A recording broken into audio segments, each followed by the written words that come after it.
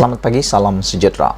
Isu paling hangat dan mengejutkan Zahid Hamidi di subuh-subuh yang mulia ini ialah apabila satu surat yang tular di media sosial menunjukkan tanda tangan Zahid dan arahan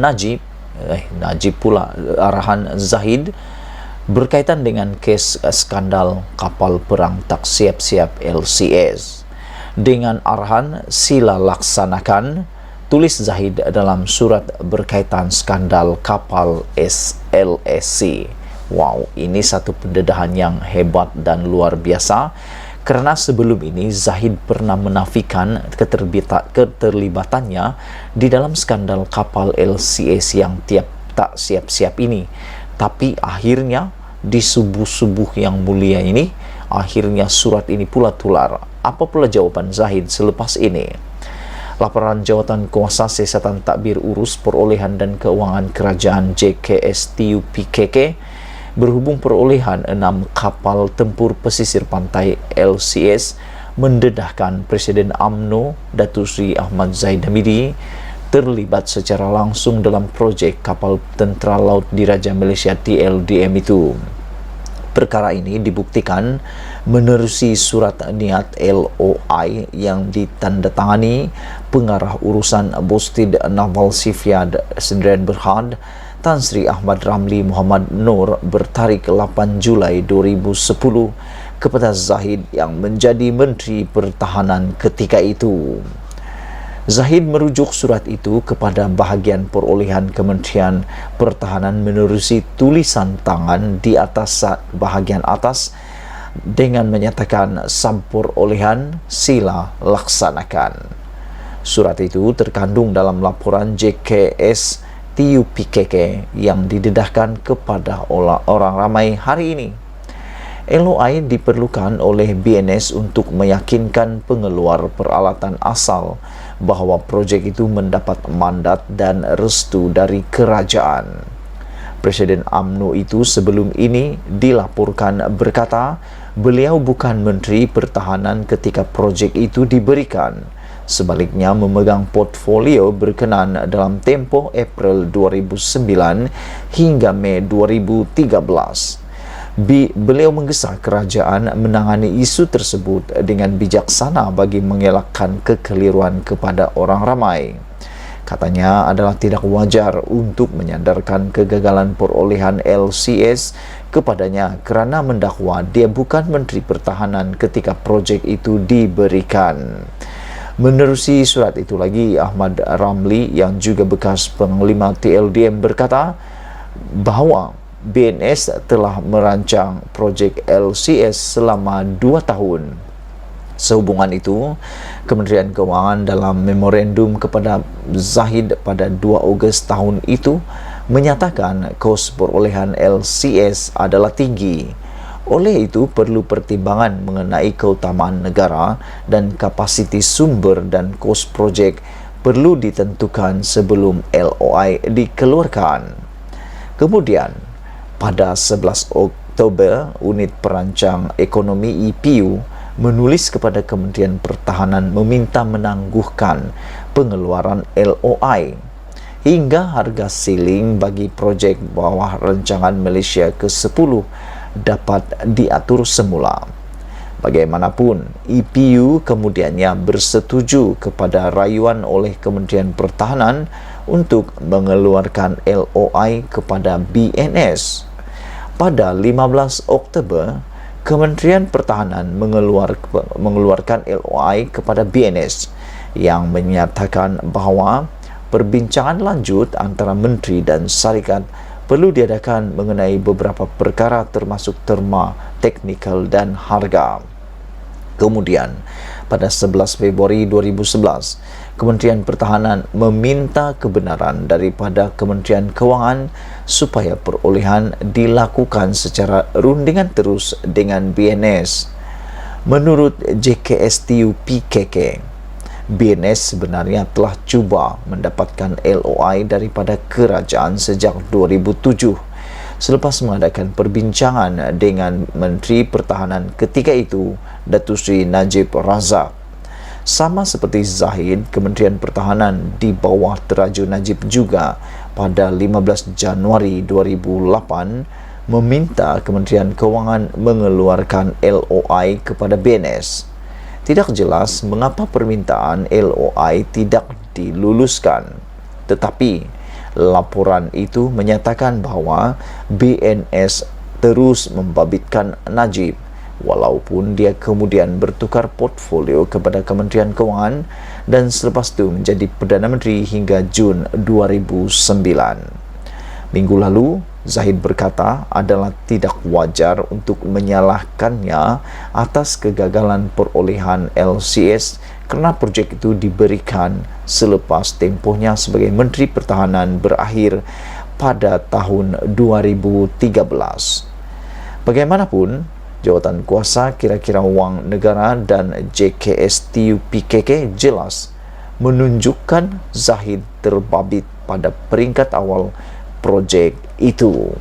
Itulah dia isu yang paling hangat pada pagi ini yang mengejutkan Zahid Hamidi, yang boleh mengecewakan Zahid Hamidi kerana apa yang Zahid Hamidi nafikan selama ini seakan-akan tiba-tiba muncul mengecewakan dia semula. Kata pepatah, meludah ke langit kena muka sendiri. Lebih kurang macam itulah. Sekian dulu, jangan lupa tinggalkan komen anda, tekan butang subscribe. Malaysia kita punya, kita jaga sama-sama, cintai Malaysia. Kita jumpa lagi, bye bye. Selamat malam, salam sejahtera. 3 jam yang lepas, akhirnya Hisamuddin Tun Hussein memberikan komen berkaitan dengan nasib malang yang menimpa Najib di Mahkamah Persekutuan kemarin selepas 2 kali kena tamparan maut sehingga kalah 2 kali di Mahkamah Persekutuan tersebut. Apa yang Hisamuddin tampilkan malam ini adalah satu kejutan besar. Kenapa saya cakap kejutan besar? Kerana yang kita ketahui, Hisamuddin Tun Hussein adalah kluster menteri di bawah Ismail Sabri Yaakob, dan kelihatannya seperti tidak bersekongkol, tidak bersama dalam kumpulan kluster mahkamah. Jadi, aku sebenarnya terkejut apabila Hisamuddin Tun Hussein sendiri memberikan komen ini kepada Najib Tun Razak. Yang aku sangka-sangka adalah Hisamuddin akan berdiam diri. Tetapi akhirnya Hisamuddin pula tampil memberikan kejutan, komen yang amat luar biasa. Hisamuddin tampil mengatakan beliau berharap Najib dan keluarganya tabah. Termasuk Rosmah lah, Kak Rosmah, semoga tabah mendengar atau melihat perbicaraan suami yang tercinta ini. Bendahari Agung Barisan Nasional BN Datuk Seri Hisamuddin Hussein mendoakan bekas Perdana Menteri Datuk Seri Najib Razak tabah menghadapi rayuan akhir kes penyelewengan dana RM42 juta milik SRC International Sdn Bhd. Hisamuddin berkata beliau percaya dengan proses kehakiman yang bebas dan berharap proses itu berjalan dengan adil serta lancar. Secara peribadi, saya memang mendoakan Datuk Seri Najib dan keluarga tabah menghadapi dugaan ini. Semoga segala-galanya dipermudahkan, kata beliau lagi. Apa yang penting, kata Hisamuddin, adalah beliau mendoakan proses di mahkamah akan berjalan secara adil, katanya. Aku nak ulas sikit di sini. Berbeza dengan pandangan Ashraf Wajdi Dusuki yang mengatakan bahawa hak Najib telah direncatkan akibat daripada ditolak rayuannya di mahkamah, Hisamuddin pula mengatakan beliau berharap mahkamah berjalan dengan lancar dan adil, secara adil. Berbeza, dua bahasa yang berbeza, dua lenggok bahasa, dua komen yang berbeza dengan Ashraf Wajdi Dusuki daripada Pemuda UMNO Malaysia. Kalau Ashraf Wajdi Dusuki, beliau rasa kecewa dan tidak setuju dengan keputusan mahkamah. Tetapi Hisamuddin pula mengatakan beliau berharap mahkamah akan berjalan lancar dan berlaku secara adil. Itu beza antara Hisamuddin dengan Ashraf Wajdi Dusuki. Beliau berkata demikian mengulas Mahkamah Persekutuan Kelmarin menolak permohonan peguam utama Najib yang baru dilantik pada 21 Julai lalu, yaitu Hisham Teh Poktek, untuk menangguhkan prosiding rayuan akhir dengan alasan pasukan peguam memerlukan lebih masa untuk mengkaji kes berkenaan dan membuat persiapan. Panel yang dipengerusikan dipengerusikan Ketua Hakim Negara Tun Tengku Maimun Tuan Mat Kelmarin dalam keputusannya dipetik berkata, Mahkamah sudah mengingatkan sebanyak 4 kali bahawa ia tidak akan membenarkan prosiding ditangguhkan walaupun berlakunya pertukaran peguam perayu.